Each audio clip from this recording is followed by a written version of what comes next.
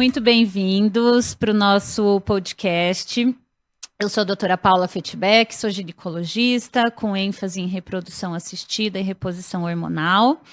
E hoje a gente vai abordar mais um assunto muito importante para a mulher, que é a dificuldade para engravidar e a necessidade de um programa de ovodoação. É um assunto muito específico que muitas pessoas desconhecem. É uma forma de tratamento de reprodução assistida no qual a gente consegue fazer com que muitas mulheres que, numa perimenopausa, alguns fatores genéticos, ou que não conseguiram engravidar com seus óvulos, possam ser mães. E hoje eu vou receber uma especialista em reprodução assistida, que é a doutora Carla Juste Zacarias. A doutora Carla, ela trabalha há muitos anos na área. Eu tenho a felicidade de trabalhar com ela há quase que a metade ou mais de todos esses anos. E ela é minha sócia atualmente lá na Clínica Mãe. E a gente vai conversar com a doutora Carla sobre a ovodoação. Oi, Carla. Oi, pessoal, tudo bem? Tudo bem, Paulinha? Muito obrigada pelo convite. É muito bom estar aqui, poder ajudar as pessoas. Carla, eu acho que um ponto importante a gente abordar é explicar para as pessoas, né, o que é a ovodoação e quais são, né, as pacientes, os casais candidatos ao tratamento de ovodoação. Sim. Então, primeiro eu vou me apresentar, né? Paulinha já falou, nós trabalhamos juntas, eu sou especialista em reprodução humana há 21 anos, hoje faço também cirurgia robótica, né, com ênfase em endometriose, miomas, e também faço tratamentos de reposição hormonal, nós trabalhamos juntas, né, e temos muitos casos de ovodoação, então por isso resolvemos falar sobre esse assunto que realmente tem crescido, né, na mídia. E respondendo então a sua pergunta, o que seria, né, a ovodoação? Realmente é um tratamento pelo qual casais que realmente não têm mais óvulos, né, a mulher não tem mais óvulos, acabam adotando óvulos de uma mulher mais jovem para, através de uma fertilização in vitro, obterem os seus embriões e então, esses embriões transferidos para o útero, possibilitarem uma gravidez no útero dessa mulher que já não tem mais óvulos na sua produção, né?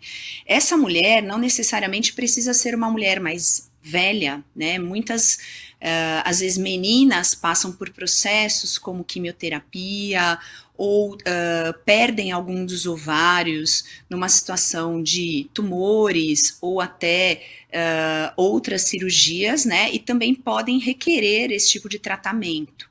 Normalmente, a impossibilidade de ter óvulos seus próprios, né, para gestar uma vida. Então, recorre-se a óvulos. Eu acho que é importante a gente abordar mesmo esse tema, que nem sempre, né, a paciente que vai precisar de ovodoação é pelo fator idade, né? Então, muitas vezes a gente tem uma falência ovariana precoce por alguma outra causa, né, ou genética ou adquirida, como a doutora Carla falou. E a gente tem também muitos casais nos quais não necessariamente a gente tem o fator idade, mas sim o fator de qualidade do óvulo, né? Qualidade do embrião, que muitas vezes, repetidamente, a gente tem falhas e a gente lança a mão, né, da doação de óvulos, da mesma forma que acontece algumas vezes com a doação de espermatozoides. Exato. E nesses casos, né, muitas vezes, o que é importante é a avaliação do especialista para identificar qual é o melhor momento de realmente recorrer a esse método, né?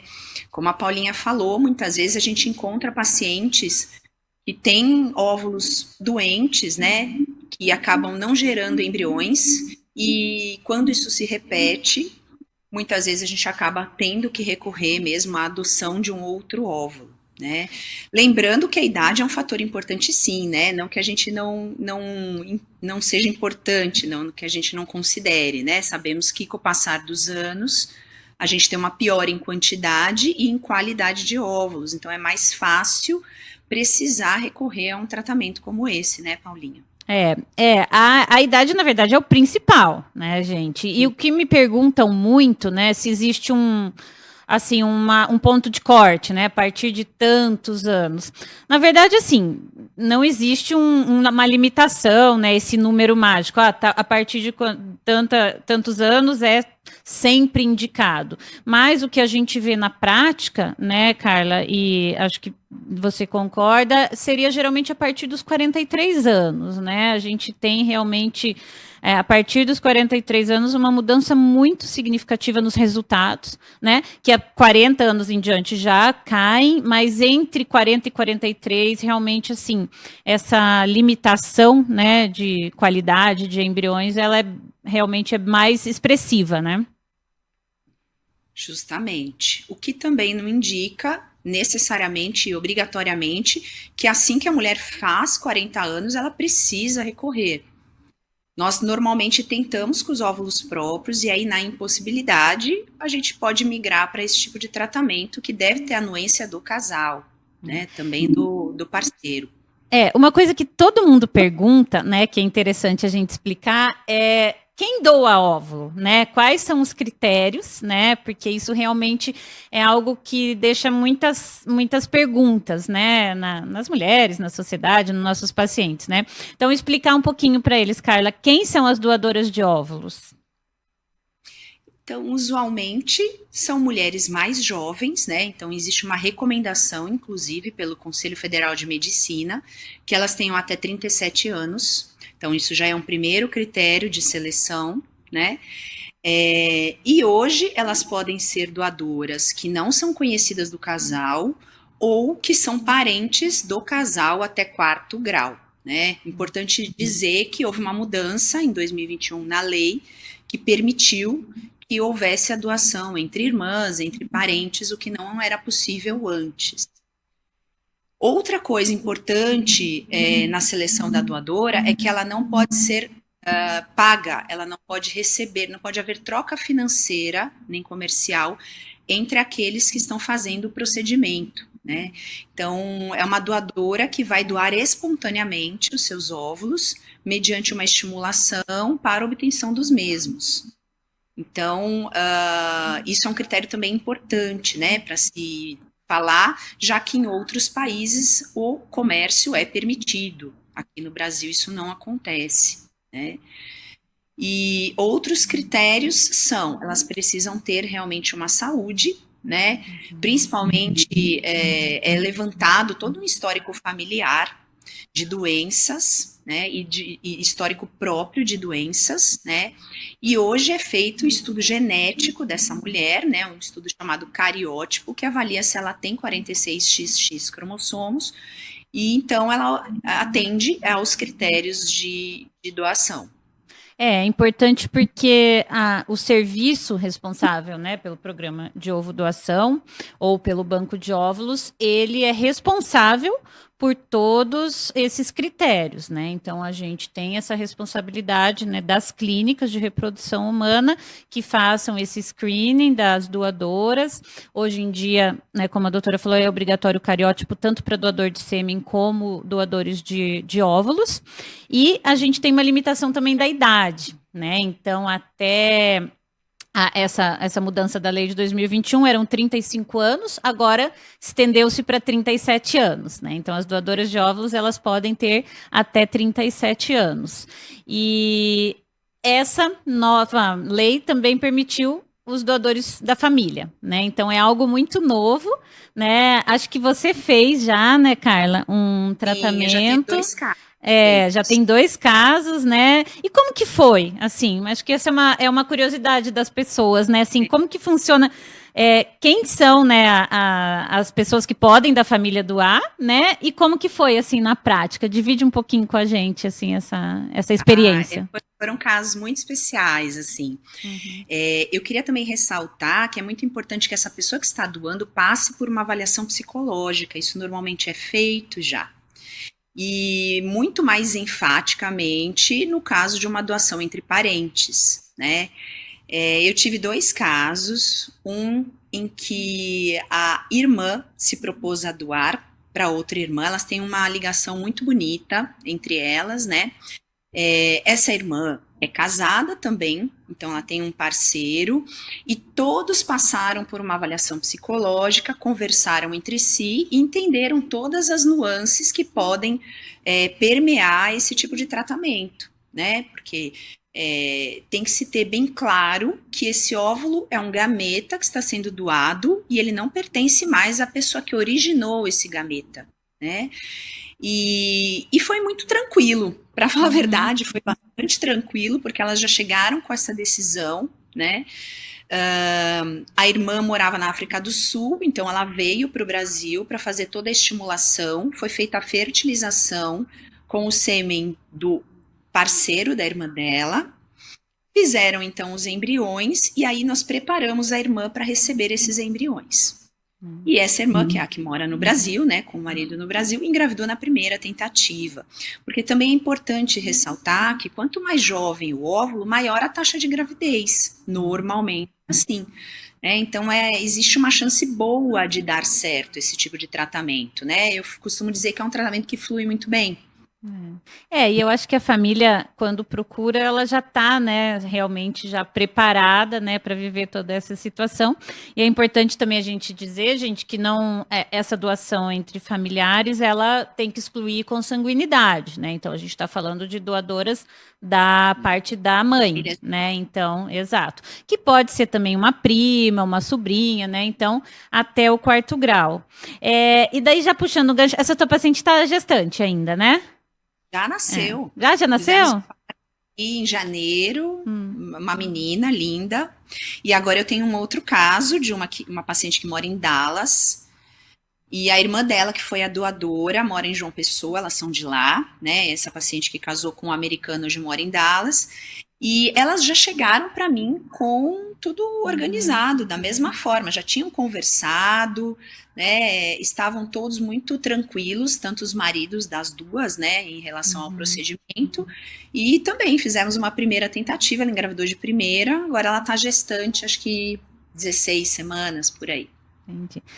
E assim, essas são pacientes, né, que são ainda uma exceção, né, e acredito que acaba que vai permanecer assim, porque a maioria, né, gente, dos tratamentos que a gente faz são com as ovodoadoras anônimas, né, então são pacientes que, por altruísmo ou pela ovodoação compartilhada, né, fazem essa doação para o casal e não há uma forma legal de você ter o conhecimento entre as partes, né? O que isso é uma responsabilidade do serviço e é um tratamento que a gente faz realmente muito lá na clínica, né? A gente tem uma experiência muito grande, a gente tem uma biomédica que trabalha com isso há muitos anos, que é a Fernanda Lamunier, então o nosso serviço de ovodoação realmente, ele funciona de uma forma muito bem, né?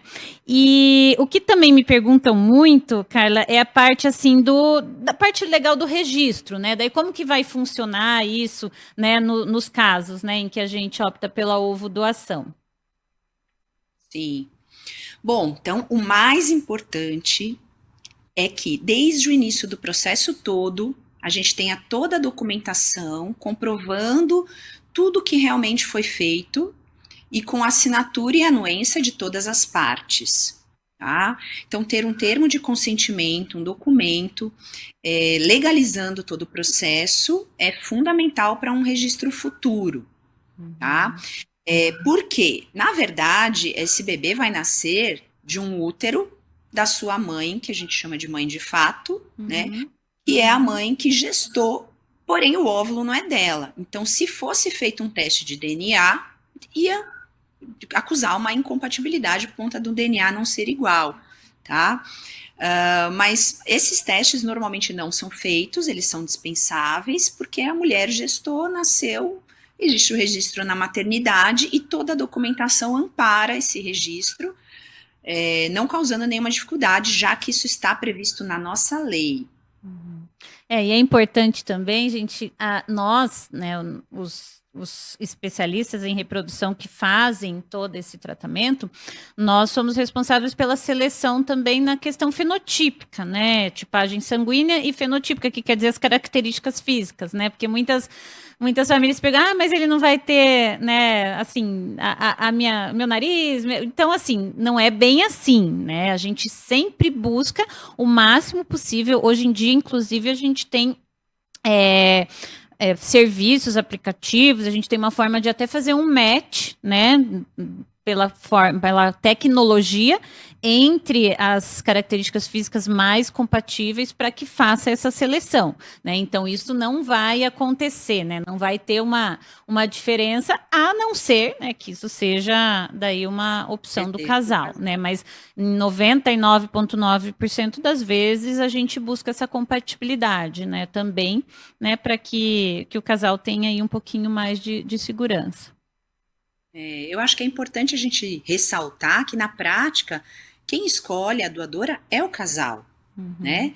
Nós enviamos um perfil com todas as informações, né? Quando é uma doadora sigilosa, então não seria, né, parente que ela já conhece, então a gente envia um dossiê muito completo com todas as informações, né? Inclusive sobre doenças familiares, etc. E o que é permitido hoje, uma foto de quando ela era criança. Então dá para ter ideia da do tipo de cabelo, da cor dos olhos. E o casal muitas vezes se identifica, né? Normalmente procura ser uma semelhança com a mãe, e a partir de então, eles escolhendo, a gente lança a mão de todo o processo, né, na prática. E quais são as chances de sucesso com esse tratamento, Carla? Pois é, essa é uma parte muito boa, né, que é o que eu falo que vai muito bem, né, esse tratamento.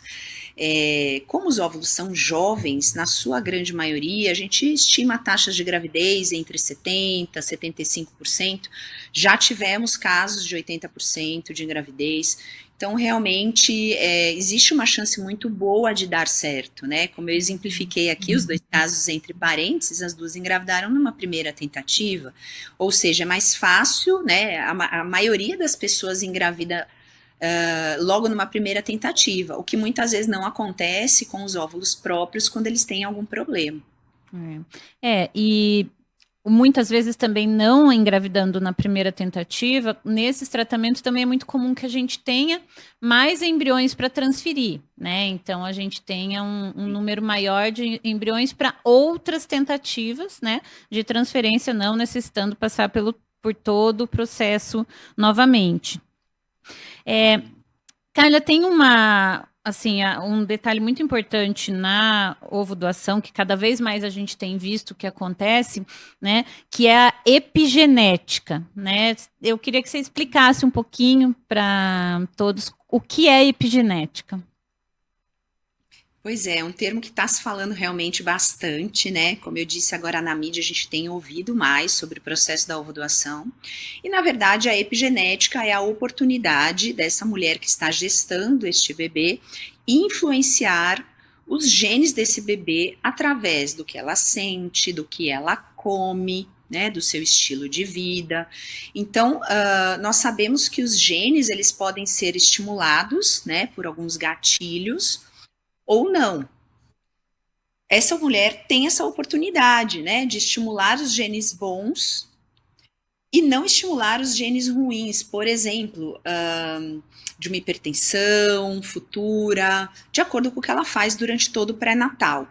E também, na prática, né, a gente sabe que o bebê ele escuta muito a voz da mãe, porque a mãe está lá 100% do tempo da gestação com aquele bebê. Então, existe uma identificação muito grande no nascimento. Isso eu acho muito fantástico, assim, acho muito legal, porque é incrível. Muitas vezes, quando a gente faz o parto, né, e às vezes precisa examinar o bebê, né, o pediatra vem, tira de perto da mãe, o bebê começa a chorar, e quando ele chega perto da mãe, ele consegue identificar a voz, ele consegue perceber que aquela é a mãe dele, né? Então eu acho isso muito incrível e isso faz parte da epigenética, né? Não tem relação com o gene da mãe e o gene do bebê, já que eles não vêm de um gameta da mãe. Mas essa troca genética intraútero, ela existe, né? E é comprovado hoje em dia cientificamente, né? E outra detalhe que muitos casais perguntam e que a gente sabe que já existe na literatura esse segmento é o pós, né, dessas crianças, né? Se existe alguma coisa diferente em relação às ou crianças que foi gestação espontânea ou a fertilização in vitro clássica, né? Então, a maioria, né, dos estudos mostram que não, né, Carla? Na verdade, até o Exato. contrário, né? E por serem, às vezes, casais que têm uma idade mais avançada, que já passaram por muitas tentativas, né? Então, a gente vê que a estrutura dessas famílias ela é muito sólida, né? E o segmento dessas crianças, né, realizado em alguns estudos, realmente foi muito positivo, né? Sim, a maioria dos trabalhos mostram realmente que não há diferença, né? Então, existe uma tranquilidade de se utilizar o método hoje. Exato. E como é que funcionaria assim? A gente, só para explicar para as pessoas assim, como é que funcionaria na nossa clínica ou na prática, onde elas tiverem, quais que são os passos? Sim. Bom, primeira coisa, procurar um especialista. Está com dificuldade de engravidar, procura um especialista. Em acompanhamento com esse especialista, ele vai identificar a necessidade de se utilizar realmente óvulos doados no processo desse casal, né? E aí, a partir de então, são feitos vários exames na mãe que vai gestar, justamente para que a gente tenha tranquilidade em relação ao útero, né? Ver se não tem pólipos, miomas, endometriose, alguma coisa que possa realmente prejudicar a gestação. Também investigar este homem que fará parte do processo, né? Então, o sêmen que vai ser utilizado, fazer uma avaliação de sêmen, uma avaliação de cariótipo dele também, né? Fazer o estudo genético desse homem. E ambos estudados, né? Já prontos para o processo, eles vão preencher um formulário solicitando as características, né? A busca de características nas doadoras que a gente tem. Então, a gente faz uma busca personalizada mesmo, a partir do desejo do casal e a partir das informações que o casal coloca.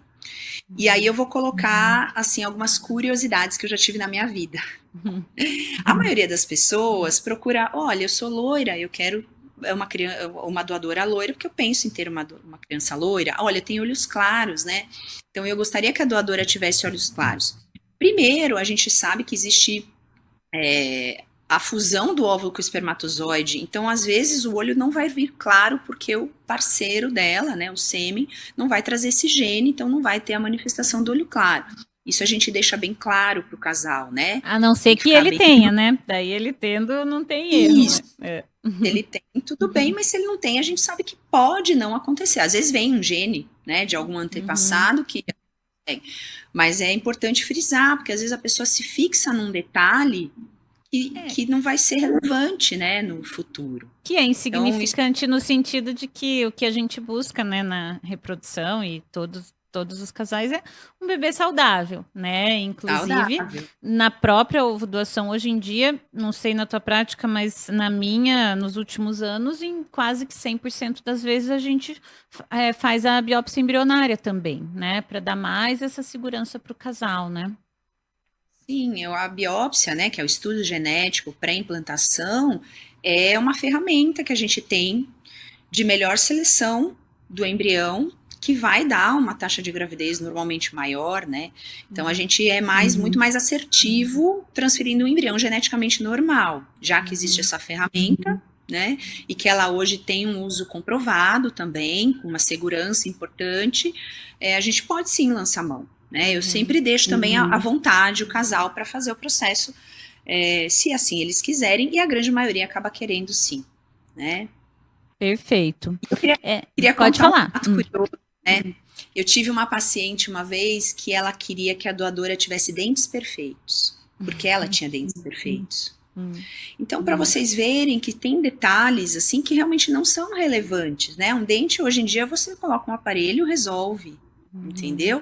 Então, o que a gente vê muitas vezes nesses casos, né, é que a pessoa realmente está procurando uma identificação de si nesse óvulo, né, e que às vezes precisa conversar um pouco melhor com uma psicóloga, né, para acompanhar e para entender o desejo dela e entender que essa criança não vai ser exatamente igual a ela e não seria se o óvulo fosse dela também. Exato. Quantas, né, famílias a gente conhece que realmente não tem essa identidade, né, fenotípica, assim, aparência tão grande, mas todo o restante realmente é a mesma coisa, né? Eu gosto muito de ovo doação, muito mesmo. Eu tenho muito resultado positivo. Eu acompanho essas famílias, né? Essas crianças, e a gente vê que realmente é um tratamento da reprodução assistida que tem um final feliz, né? Em muitas e muitas vezes. E isso é muito importante para a gente, né? A gente que trabalha com isso, a gente, né, sente, passa por todas as dificuldades junto com a nossa paciente, com o casal, né? E a gente ter esse final feliz é sempre muito bom, né?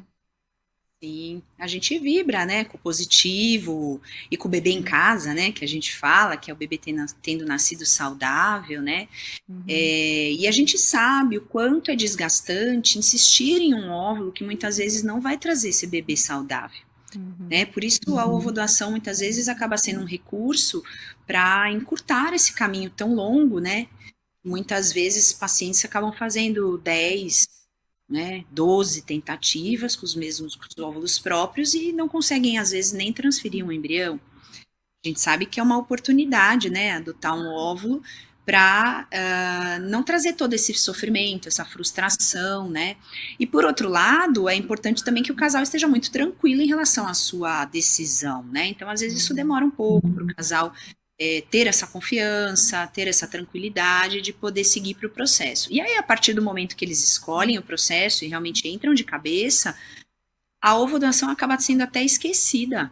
Eu falo isso muito com pacientes, né, Paulinha? Você deve ter também os seus casos que falam isso, falam, nossa, nem lembro que não é meu óvulo, é minha filha, meu filho, amo, né, acompanho, me vejo nele, me vejo nela, né? É a Então, última coisa que eles pensam, é isso, né? se E não é lembram, só depois que o bebê nasce, na verdade, a partir do momento em que ela engravida, né? Assim, a gente vê, e nós mesmos, né? Eu acho que assim, é um detalhe realmente que a gente não tem assim uma importância, né, no contexto geral, né? É algo sim, realmente sim, que a gente esquece. é o Carla, bebê dele, né? É o é, bebê do casal. Não importa sim. que veio de outro gameta, é o bebê do casal. Carla, queria te agradecer por esse papo. Então, a gente conversou sobre a doação. Queria que você fizesse umas considerações finais para essas mamães, para esses casais, né, que estão pensando aí nesse caminho. E, e aí passar como encontrar você aí para os tratamentos. Perfeito. Bom, gente, realmente é um tema que eu gosto bastante, porque eu vejo muito sucesso, né? Isso que a Paulinha falou. É muito legal a gente ver que deu certo, que o casal tá feliz, que realizou o seu sonho, né? De ter a sua família.